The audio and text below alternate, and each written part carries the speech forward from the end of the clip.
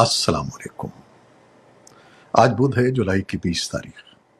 پاکستان میں اس وقت شام کے 7، بھارت میں 7:30، اور یہاں ہمارے اسٹوڈیوز کی گھڑیوں میں صبح کے 10 بج رہے ہیں۔ وائس آف امریکہ واشنگٹن کی اردو سروس سے میں ہوں خالد حمید، خبروں کے ایک بلٹن کے ساتھ۔ یوکرین کی افواج نے جنوبی یوکرین میں روسی فوجیوں کو سپلائی کرنے والے ایک پل پر حملہ کر کے اسے شدید نقصان پہنچایا ہے۔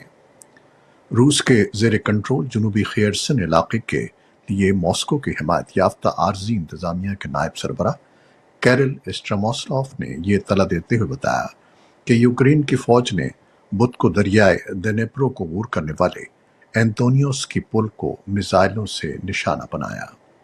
انہوں نے انٹرفیکس نیوز ایجنسی کو ایک بیان میں کہا کہ پل کو شدید نقصان پہنچا، لیکن اسے ٹریفک کے لیے بند نہیں کیا گیا۔ 1.4 کلومیٹر لمبا یہ پل خیرسن کے علاقے میں دریائے ڈنیپر کے پار مرکزی گزرگاہ ہے، اور اگر اسے ناقابل استعمال بنا دیا جاتا ہے تو روسی فوج کے لیے یوکرین پر حملوں میں اپنی افواج کی سپلائی جاری رکھنا مشکل ہوگا۔ اسٹریموسوف نے کہا کہ یوکرینی افواج نے پل پر حملہ کرنے کے لیے امریکی فراہم کردہ راکٹ لانچروں کا استعمال کیا، ان میں سے کچھ کو روسی فضائی دفاع نے روک دیا۔ برطانوی وزارت دفاع نے بدھ کو کہا کہ یوکرین کے حملوں کے بعد خیرسن کا پل ممکنہ طور پر اب بھی قابل استعمال تھا، لیکن یہ روسی افواج کے لیے ایک اہم خطرہ ہے۔ روس کے صدر ولادیمیر پوٹن نے کہا ہے کہ روس بحیرہ اسود کی بندرگاہوں سے یوکرینی غلہ روانہ کرنے کی اجازت دینے کے لیے تیار ہے، لیکن وہ چاہتے ہیں کہ مغربی ممالک روسی غلے کی برآمد پر عائد پابندیاں بھی اٹھائیں۔ پوٹن نے یہ بات ایران میں ترک صدر رجب طیب اردوان کے ساتھ یوکرینی برآمدات بحال کرنے کے ایک مجوزہ منصوبے پر ملاقات کے بعد کہی۔ یوکرین پر روسی حملے کے نتیجے میں یوکرین کی تجارت میں خلل پڑا ہے، اور عالمی سطح پر خوراک اور اجناس کی سپلائی پر دباؤ کے سبب اقوام متحدہ اس تجارت کو بحال کرنے کی بات چیت میں ملوث ہوئی ہے۔ اقوام متحدہ کے سیکرٹری جنرل کے ترجمان فرحان حق نے رائٹر کو بتایا کہ سیکرٹری جنرل کو امید ہے کہ اس بارے میں معاہدہ ہو سکتا ہے۔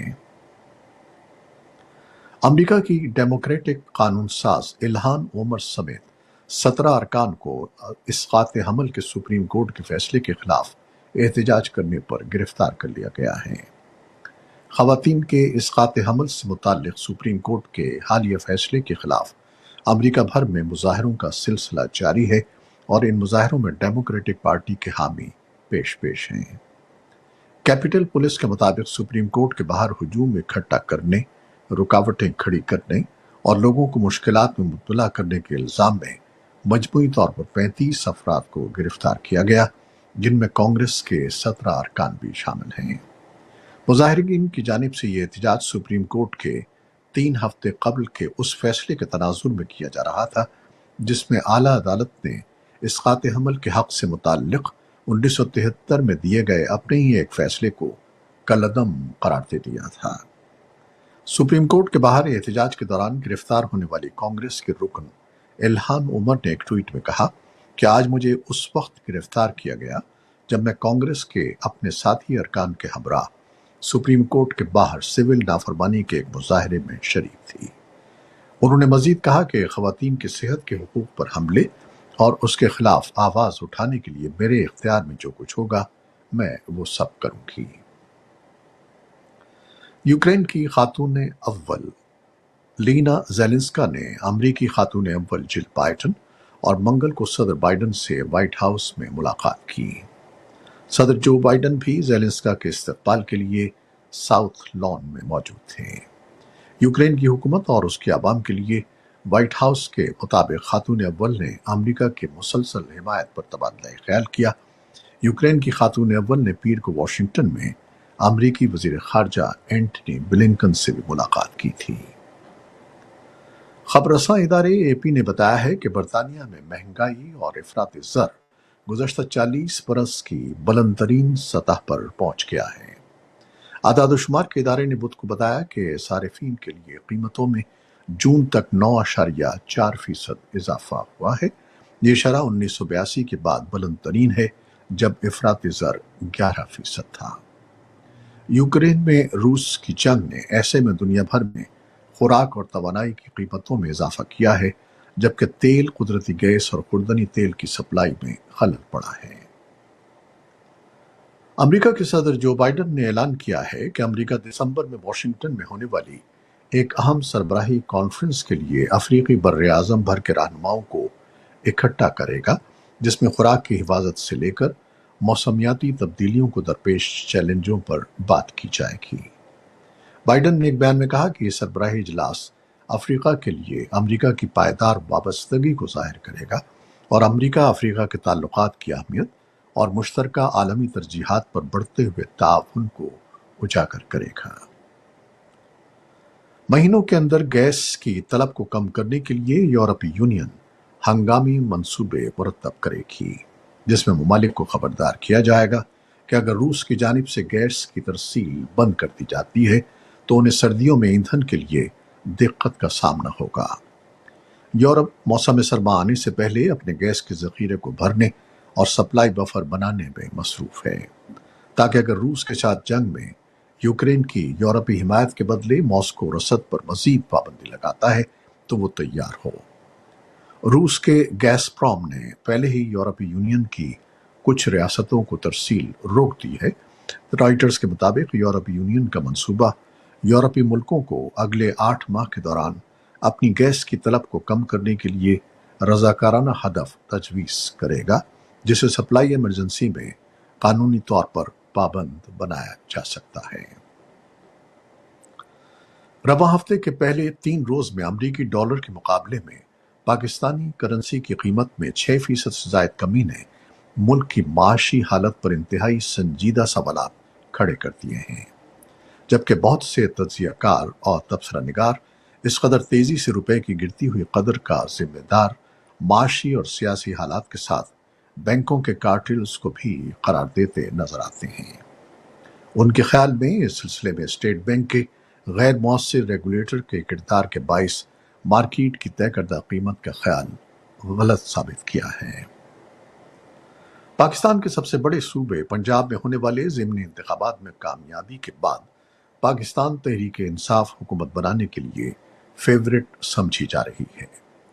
البتہ مسلم لیگ نون کے سینئر رہنما اور وزیر داخلہ رانا ثناء اللہ نے ایک بیان میں کہا ہے کہ مسلم لیگ نون اتنی آسانی سے چودھری پرویز الہی کو وزیر اعلیٰ نہیں بننے دے گی۔ رانا ثناء اللہ کے اس بیان پر تحریک انصاف اور مسلم لیگ قاف نے سخت رد عمل دیتے ہوئے شفاف انتخابات کے لیے عدالت سے رجوع کیا ہے۔ خیال رہے کہ پنجاب میں وزارت اعلیٰ کا انتخاب 22 جولائی کو ہونا ہے اور ضمن میں سپریم کورٹ آف پاکستان نے پرامن اور شفاف انداز میں یہ انتخاب کرانے کا حکم جاری کر رکھا ہے۔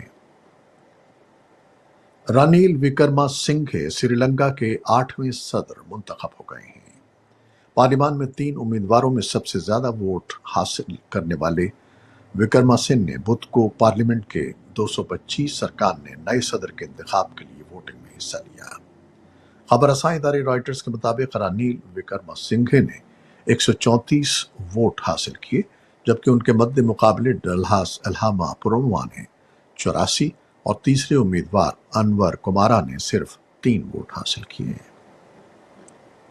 بھارت کی شمالی ریاست راجستھان کے پولیس نے دعویٰ کیا ہے کہ بھارت اور پاکستان کی بین الاقوامی سرحد کے نزدیک ایک پاکستانی شہری کو گرفتار کیا گیا ہے، جو حکمراں جماعت بی جے پی کی سابق ترجمان نوپور شرما کو قتل کرنے کے ارادے سے بھارت میں داخل ہوا تھا۔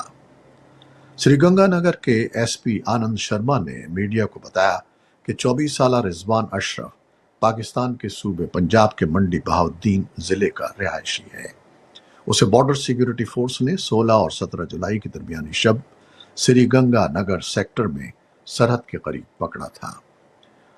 انہوں نے دعویٰ کیا کہ رضوان اشرف نے ابتدائی پوچھ گچھ میں اس بات کا اعتراف کیا ہے کہ وہ نوپور شرما کو مارنے کی نیت سے آیا تھا۔ پاکستان کی جانب سے تاحال اس گرفتاری کے سلسلے میں کوئی بیان سامنے نہیں آیا ہے، البتہ دہلی میں بعض حلقوں کی جانب سے پاکستانی شہری کی گرفتاری اور اس کے مبینہ دعوے پر شکوک و شبہات کا اظہار کیا جا رہا ہے۔ यूरोप में शदीद गर्मी की लहर जारी है। फ्रांस, स्पेन, यूनान और बरतानिया में हुक्काम मंगल के रोज भी जंगलों में लगी आग से निपटने में मसरूफ रहे, जबकि पुर्तगाल में अब तक गर्मी की लहर से मुतालिक 1000 से ज्यादा हलाकतें रिपोर्ट हो चुकी हैं। जुनूब मगरबी फ्रांस में फायर फाइटर्स खत्ते में 30 बरस में सबसे बड़ी जंगल में लगने वाली आग बुझाने की कोशिश करते रहे, जबकि हुक्काम ने एक शख्स को आतिशजनी के इल्जाम में गिरफ्तार कर लिया। जंगल में लगने वाली आग से 75 मुरब्बा मील का रकबा मुतासिर हुआ, जबकि 30,000 अफराद बेघर हो चुके हैं। पाकिस्तान ने गोल्ड टेस्ट में दिलचस्प मुकाबले के बाद श्रीलंका को 4 विकेटों से शिकस्त देकर दो मैचेस की सीरीज में 1-0 की सबकत हासिल कर ली है। पाकिस्तान की जानिब से अब्दुल्ला शफीक की शानदार बैटिंग की बदौलत पाकिस्तान ने 342 रन का हदफ 6 विकेटों पर हासिल कर लिया। अब्दुल्ला शफीक 158 और मोहम्मद नवाज 19 रन के साथ नॉट आउट रहे।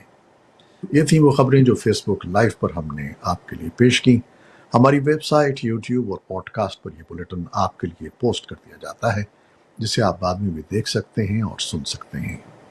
आप हमारे बुलेटिन को शेयर करते हैं और अपने कमेंट्स में अपनी मोहब्बतों का इजहार करते हैं, जिसके लिए हम आपके बेहद ममनून हैं। हमारे आज के न्यूज़ एडिटर कमर अब्बास जाफरी के साथ खालिद हमीद को अब इजाज़त दीजिएगा। अल्लाह हाफिज़।